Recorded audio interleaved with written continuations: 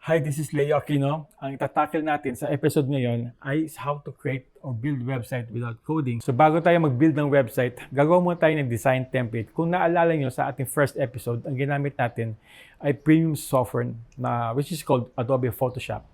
So ang gagamitin natin ay free na app called Figma.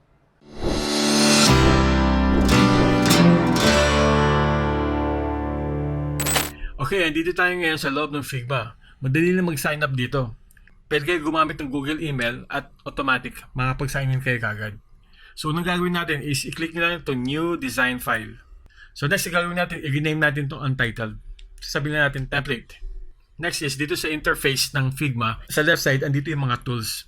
Ito yung paggawa ng frame, paggawa ng vector shapes, ito yung kanyang pen, ito yung kanyang paggawa ng mga text, at ito yung kanyang hand tool kung gusto mo i-drag yung canvas mo. So, first na gagawin natin is i-click nyo lang itong frame. Yan. Kasi dito sa right side, meron siyang iba't ibang mga sizes. Meron pang phone, may tablet, may desktop. Ang gagawin natin is desktop. Itong 1440 by 1024. I-click lang natin yon. Yan. Kung gusto nyo i-zoom out, control minus lang kayo. Zoom in, control plus. Pwede nyo rin i-click yung control habang nag-scroll kayo para mas madali. Yan o. Yung, ayan. Next is gagawa tayo ng guide. Ang tawag doon ay layout grid. So, paano siya papalabas niya? Click nyo lang itong desktop. Tapos punta lang dito sa layout grid na yan. Yan. Hindi ito yung gagamitin natin. Itong gagamitin natin. Click nyo lang itong layout grid settings. Pag-click nyo, dito sa drop down, click yung columns. Yan. Ito yung gagamitin natin. Tapos, siguro mga 12 columns. Tapos dito sa margin, lalagay nyo lang is 100 para may space tayo dito sa magkabila ang gilid. Ito yung susundan natin grid. Kung gusto nyo palitin itong mga gaps na ito, pwede nyo siyang i-adjust dito. Pwede kayong 10, gusto nyo mas manipis, or 20 yung kanyang default. Stick na lang tayo sa 20. Yeah. So next is, gagawa tayo ng menu. Siguro yung standard gagawin natin. Home, about us, may adjust natin, maliit, blog, then contact us. Tapos i-text align right natin. Lagay natin dito. Right. Katapos, nyan is, baguhin natin kanyang font. Gamitin natin yung Poppins.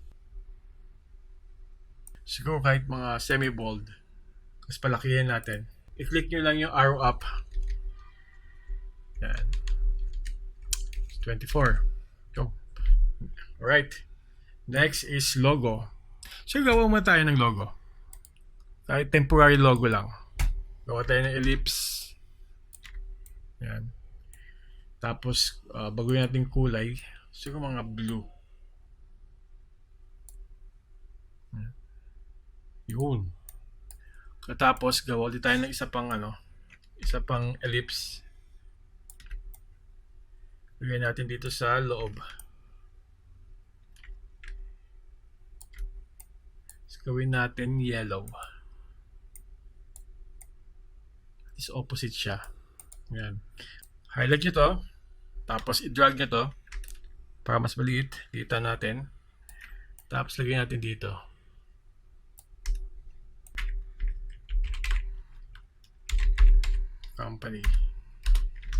Company A. Gawin natin bold. Yan, bold. Lagyan natin dito. Lakayin natin ng konti. Oops. Left side.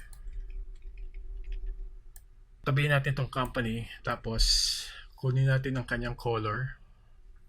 Ang gamitin natin color ay itong color blue. Yan. Para consistent. Tapos, yellow naman. Right. So next is gagawin natin ay gawa tayo ng image dito. Tatawag na hero image. Next is lagay tayo ng text dito sa ilalim. Gawa muna tayo ng kanyang background. Siguro ito full screen dapat to.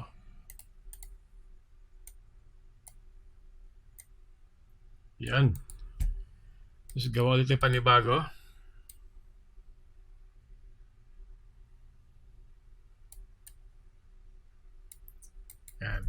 Siguro baguhin natin yung kulay. Color blue. Para consistent tayo sa company colors. Yan. Next is, lagay tayong text dito sa loob. Get a free quote now. So, gayahin lang natin yung unang ginawa natin na meron lang variation na bahagya. Mamaya maglalagay tayong image dito. Ayan. Ngayon, naubusan tayong space dito sa ibaba. I-click lang itong desktop, tapos i-drag nyo lang ito. Ayan. Next is lip zoom. Yung kanyang temporary text. Copy nyo lang natin to. Drag. Yan. Tapos, tanggal natin bold. Gawin natin regular. Palitin na natin konti. Para as much as possible, kung kayo gagawa ng website, kung hindi pa kayo sanay sa font, mag-stick lang muna kayo sa isang style ng font. Huwag kayo masyadong gumamit ng maraming fonts. Dahil sa isang font, marami naman siyang variation. Katulad nitong Poppins, marami siyang variation katulad ng thin, extra light, hanggang sa black. Mas professional kasi tignan ang isang site kapag ang ginamit yung font ay konti lang. Siguro i-minimize nyo lang either sa dalawa o sa isa. Tapos dito sa ilalim, magawa tayo ng button. Dahil color blue ito, gawin natin color white. Yung. Tapos i-center natin. Click here. Click here. Alright. Lagay natin dito. Yan. Center ulit natin. Tapos yung color ng font, gawin natin blue.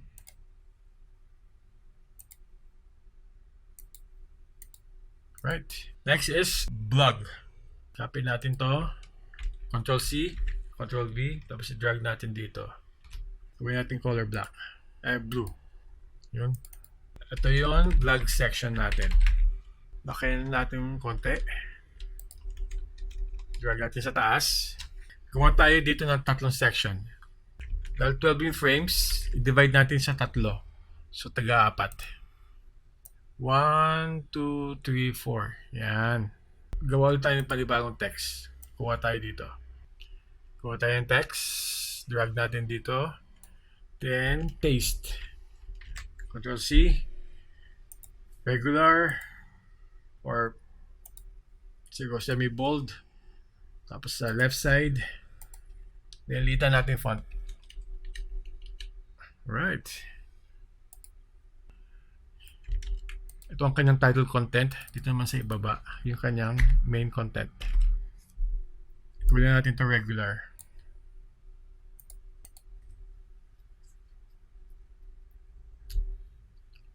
Masyado madami. Bawasan natin. Ito yung dito sa yan. Tapos period.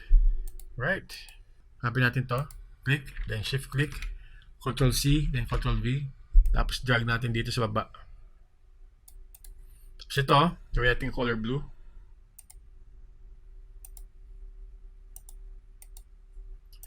Yung text, gawin natin color white.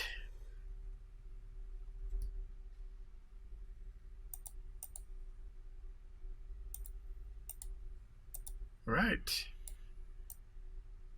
Ayan, yan. Gawin natin to. Gawin natin read more. Read more. Highlight natin to. Then Ctrl C, then Ctrl V. Tapos drag natin sa kabila. Ctrl C, Ctrl V.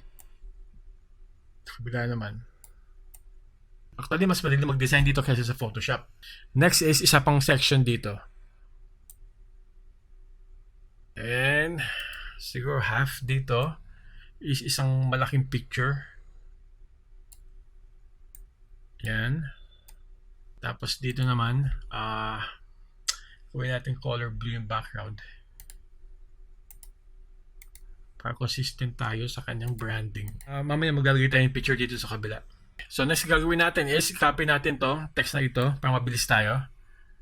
Yan. Ctrl C, then Ctrl V. So, lagay natin dito.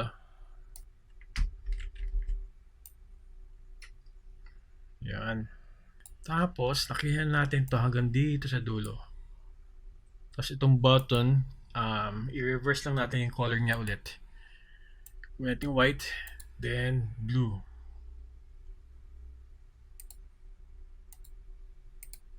Okay, so gawin natin itong title dito sa taas, gawin natin all caps. Highlight nyo yan.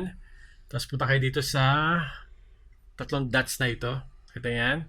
Under sa kanyang fonts. Click nyo lang yan. Itong AG click nyo. Right. Tapos color natin in color gawin natin white. Tapos lakihan natin to. Para mas prominent siya. Siguro kita nga dito lang. Tapos tanggalin natin tong comma. Damihan lang natin itong text dito sa ibaba. Mas magandang tignan.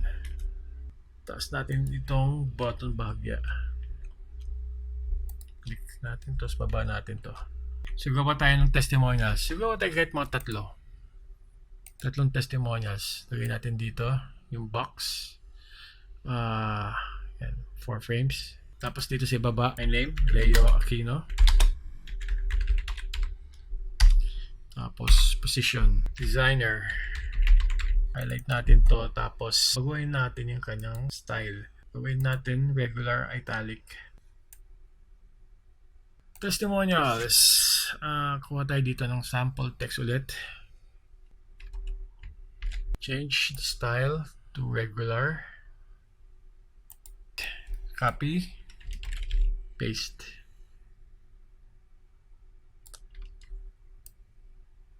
Ctrl C, Ctrl V. Highlight natin itong tatlo. Baba natin. Tapos itong blog, copy natin. Ctrl C and Ctrl V. Gawin natin testimonials. Testimonials.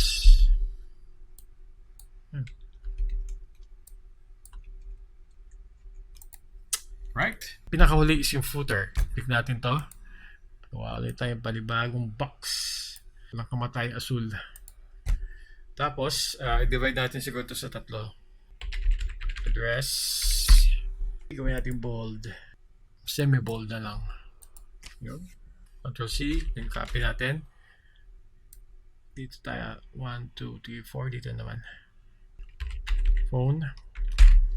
Social media. Sige, go tayo fictitious address. 15 Acer Street, Baliwag, Pangasinan. Earth.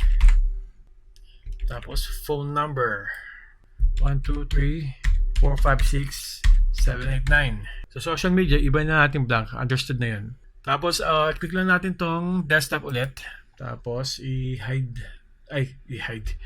I-drag nyo dito. Itong white na to, natitira. Buntot. Yan. Tapos check natin. Ito na yung itsura. Halos same pa rin sa luma kong ginawa. So ngayon nakapag-design tayo na hindi gumagamit ng premium na software na katulong Photoshop. Ang ginamit natin ay ang free na app. Ang pangalan niya ay Figma. Hindi lang gamitin to. Drag and drop lahat vectorize. Very crisp yung kanyang mga text kapag siya na-highlight. Hindi katulad sa Photoshop na kapag doon kayo gumawa, JPEG base kasi yan eh. So, rasterize. So, kapag hina-highlight o kapag sino-zoom in mo, sumasabog yung kanyang mga text. Okay? So, try natin maglagay dito ng image. So, gawin natin is, meron akong site na na-discover. Ang pangalan is photop.com. Yan o. Para ang kanyang interface, halos copy siya ng Photoshop. So, madali na para sa akin itong gamitin. No? So, kung gusto nyo gamitin to, punta lang kayo dito sa photop.com. So, hindi nyo na kailangan ng premium software para mag-compress lang ng image. So, paano tayo gagamit ito? Dito lang. Papunta kayo sa template kung ano yung sukat nito. Ang sukat niya is 1440 by 287. So, gawa tayo dito. New. Ayan 1440 by, ano ulit yun? 287. Tapos 287. And make sure yung kanyang resolution ay 72 dapat. Ito kasi yung acceptable na resolution pagdating sa web. Tapos click na itong create. Yan. Tapos punta kayo dito sa file, then open and place. Yan, click ko itong Chicago, itong black and white. Ito yung ginamit ko nung nakaraan eh. Yan. Punta kayo dito sa edit, transform, then scale. Tapos dito sa corner, click yung shift, tapos alt, tapos i-drag nyo to para equal yung kanyang pag-scale. Piliin nyo lang kung anong gusto nyong part dito sa picture. Sasama ko itong ilog sa baba. Tapos double click nyo. Tapos file, export as JPEG. Yan. Tapos save. Gawa tayo ng panibagong folder. Tapos ilagay natin dyan ay hero. And balik tayo dito sa Figma. Punta tayo ng file. Then place image. Yan. Tapos click yung hero. Yan. Tapos lagay nyo dito. So delete na lang natin to. Lagyan nga tayo dito text sa hero. Lorem ipsum dolor.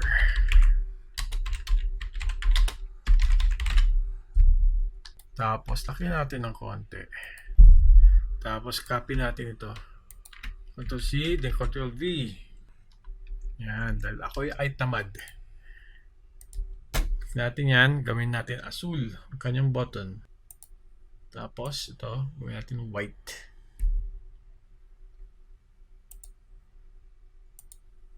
Alright. Napakasimpleng website. So next is itong tatlong block na vectors. Lagyan natin ng picture.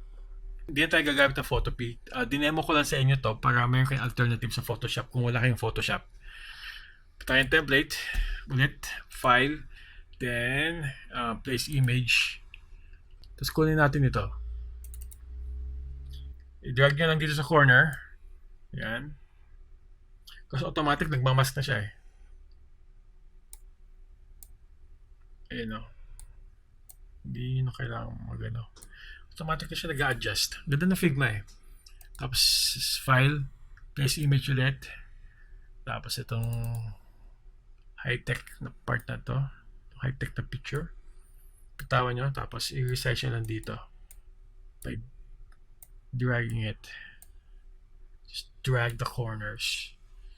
So same thing here. File. Napa-English na bigla. Baluktot naman. Tapos engagement. Dito tayo. Bam. Bam. Bam. Boom. Alright. So dito naman, ano pa hindi ko nagagamit ng image. Itong building. Lagay natin dito. Ay, huwag yung building. Gusto ko yung walang katapusang kamay. Handshake. Handshake tayo. Bam. Gas-gas. Bawat website may handshake. Dapat hindi mawala yan. Kapag gumamit ka nito, isa lang ibig sabihin yan. Isa ka ng successful na web designer. Pag gumamit ka ng handshake image. Ayan, ayos. Masyadong mataas ata ito. Lagay natin ito. Taasan pa natin. Yan. Desktop. Tapos then, boom. Alright. Ayan. Ngayon, pwede nyo i-share to. Click nyo itong share. Share. Hindi share na share. Click nyo lang yan. Tapos, anyone with the link can view. Yan. Tapos, i-copy nyo lang yung link. Tapos, ibigay nyo sa kliyente nyo. Tapos, yung kaganda nito, sa client nyo, pwede siyang maglagay ng comment. Kung anong part dito sa website na ayaw niya. Ang pangit naman to, black and white. Bakit dito asul? Dapat asul din to. Diba? Or mga client, kung anong naiisip nila eh. Bakit color blue? Gusto ko ibang shades ng color blue. Gawin mo yung color less blue. Ewan ko ba. Yan. Basta ganun. So, hopefully, sana may natutunan kayo dito sa itong kalokohan na ginagawa ko yun to. At if you like this tutorial, like lang kayo. Tapos, please don't forget to subscribe. Ha? Kapag hindi kayo nag-subscribe, ganun talaga buhay. Alright, sign out.